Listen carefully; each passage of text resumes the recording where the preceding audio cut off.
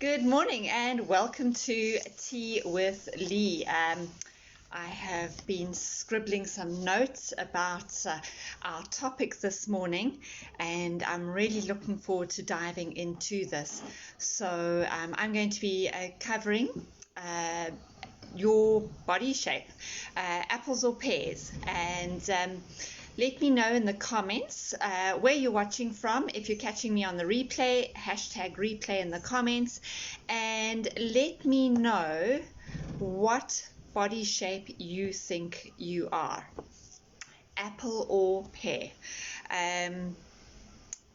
Myself personally, I think I'm more pear than apple. Yeah. But there are other body shapes apart from apples and pears.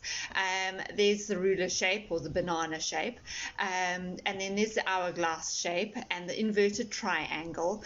But we're going to cover these two because they are probably the most common shapes. So let me know in the comments what shape you think you are. And then I'm going to dive right into the pear shape to start off with. So the pear shape, just to give you a description of how a person who is pear-shaped looks, their fat is distributed mainly on the lower half of their body.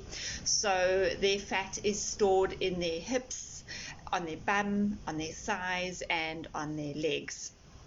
Hi Jacinta, thanks for stopping by and watching. So when you gain weight as a pear, then there's a buildup of subcutaneous fat. Now this is the fat that is below your skin. And then there is an overgrowth of fat cells in the additional reserve fat layer, which is under the subcutaneous fat.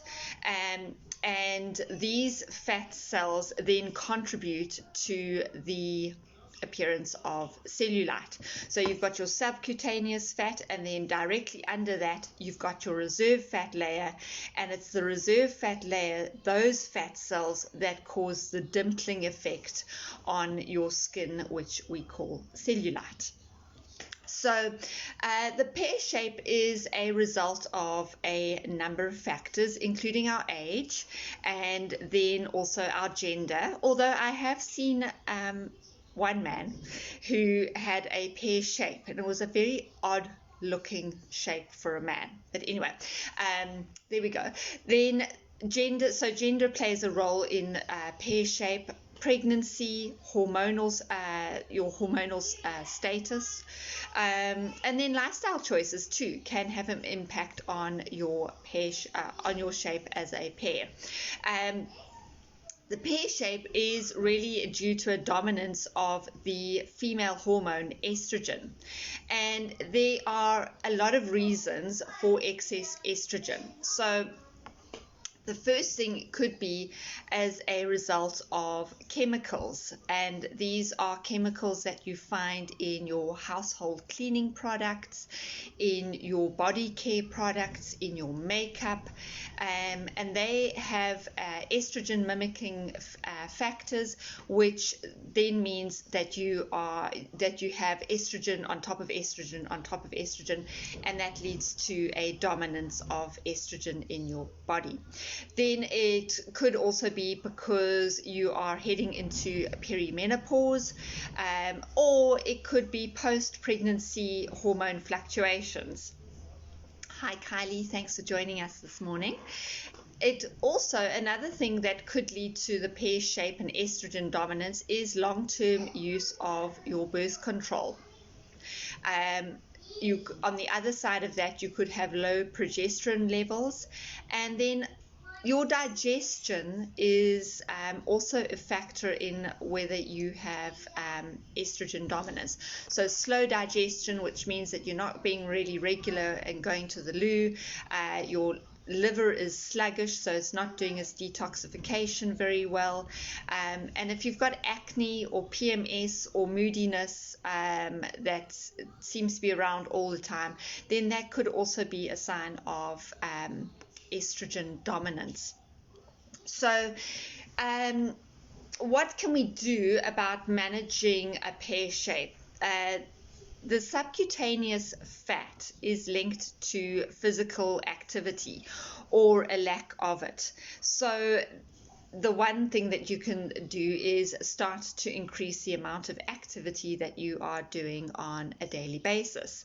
Then also choosing foods that are a high quality when it comes to nutrition, that's going to have an impact too. And then going back to the exercise, so you want to do a combination of cardio and also weight resistant training. And that is so that you can sculpt the lower body muscles. Those are really big muscle groups. Your bum and your thighs are big muscle groups that need to be shaped and sculpted. So when it comes to exercising, cardio and also the weight resistance training will help to sculpt the muscles and help to reduce that subcutaneous fat. So also increase your vegetables that you are eating at every meal. And then also, if you can stop birth control, then that is something that will help to reduce the amount of estrogen that is in your body. And then something else that you can do is you can help to support your liver and help it to detox more efficiently. Now, of course, this detoxing is not just a 3-day thing. It's a more long-term process that you need to follow so that your liver can perform optimally again. And there are a couple of supplements that you can use to support your liver in its detoxifying processes. The one is glutathione, and another one is NAC. But that's a talk for another day. So if you are just joining me, we're talking about apples and pears, and I'd love to know what your shape is, whether you're an apple or whether you're a pear or something completely different. Now the other shape is an apple shape. Now the apple shape, the fat is mostly distributed around your abdominal area. It's called belly fat or visceral fat, and it can mean that you are at a higher risk of type 2 diabetes and heart disease. So if you look at the BMI, which is really it's not a great method to determine whether you are overweight or underweight or obese or whatever. But if you refer to the BMI and your weight is in the normal weight range for BMI, but your waist circumference is greater than 80 centimeters for women, then that means that you are carrying additional visceral fat in your abdominal cavity, and that is not a healthy situation for you to be in. So the fat that grows in your abdominal cavity has a major effect on your metabolism, and a couple of things that this fatty deposits that they do is, the one thing is that they actually release fatty acids into your bloodstream, which then affect the production of insulin. And insulin is really important when it comes to the uptake of blood sugar from your bloodstream into your cells. And when your insulin is not, or when your body is not responding to insulin very well, then that has an impact on your body overall. The other thing that the fatty deposits in your abdominal cavity do is that they cause an inflammatory response, which releases cytokines, and these are behind heart disease. So what causes fat storage in your abdominal area? Now, this is very interesting. It is actually thanks to stress and cortisol, which is the main stress hormone. So you might not even realize that you are living with chronic stress, because we're really good at just carrying on and carrying on. But the thing is that chronic stress, and it could be as a result of a toxic relationship or financial stress and pressure that you are under, or an unpleasant working environment, that chronic long-term stress takes a toll on your body, and it causes your body to respond by secreting the stress hormone, and that causes your body to then start storing this abdominal fat. So what can you do about losing this abdominal fat? Well, the first thing that you want to do is actually not do any form of strenuous exercise. So hip hip hooray if strenuous exercise is not really your thing anyway. Because the thing is that when you do strenuous exercise, then you are putting your body under stress, which is the last thing that you need to be doing to it, because that stress is then going to cause cortisol to be released into your bloodstream, and then that is going to cause further visceral fat to be stored in your cavity. So rather, what you want to do is gentle exercise like walking and yoga, and then maybe once or twice a week you do a high intensity workout, so that you are aiding your weight loss efforts. But you definitely don't want to be doing strenuous exercise every single day. Then the next thing that you want to do is make sure that you are getting good quality sleep. I really am a stickler for sleep, and I encourage all my clients to get at least 7 to 9 hours of sleep, and it needs to be good quality sleep. So at least a couple of hours before midnight you should be switching off your light to get to bed. So that's something else that you can do that will help your visceral fat to reduce that.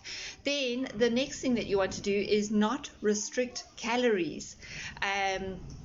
Eating too little puts your body into stress mode, and it causes panic, and that then leads your body to release more of the stress hormones, which you are so desperately trying to relieve. So don't restrict calories when you are trying to lose weight. Choose instead nourishing, satisfying meals that include proteins, fats, and fibers. Proteins to help build muscle and improve your metabolism, fats for satiety and satisfaction, and fiber to help with your digestion, the removal of the toxins, and to keep you regular. So that is something that goes against all our ideas of weight loss, of restricting calories. If you have an apple shape, that is the last thing that you want to do. And then finally, to begin a meditation or mindfulness practice, so that you are calming yourself and reflecting on the good, the bad, and the ugly. Another thing that you can do is also write in your journal, start a gratitude journal of 3 things that you are grateful for each day, and reflect on those, so that you are becoming more aware of what is happening in your life. So the apple shape is caused by stress, and we are all living in stress, so we don't need an increase in those stress hormones. And the pear shape is as a result of excess estrogen, and that's about it. I think we've covered quite a lot of information there. If you've got questions, then leave them in the comments below, and I will answer them during our next Tea with Lee. And I thank you very much for stopping by with me and learning a little bit more about your body shape and the causes for it. If you've got any comments that you'd like to share, then please do put them in the comments below. And thanks again for stopping by for Tea with Lee. I will see you again soon, and have a lovely weekend.